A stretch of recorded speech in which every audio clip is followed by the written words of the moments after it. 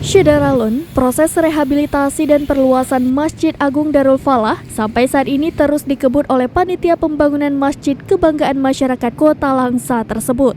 Ketua Harian Masjid Agung Darul Falah Langsa, Ali Mustafa kepada seraminews.com pada Rabu 24 Agustus 2022 mengatakan, pada Jumat ini bersamaan dengan safari subuh Pemko Langsa akan melakukan peresmian dibukanya batas ruangan sholat jamaah Masjid Agung Darul Falah yang selama ini dalam tahapan rehab.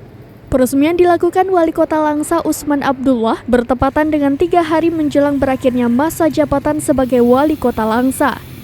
Ali Mustafa menambahkan peresmian dan safari subuh ini juga mengundang tokoh agama, Forkopimda, Kepala OPD dan ASN Pemko Langsa serta kalangan masyarakat. Dari Langsa, Zubir, Serambi On TV.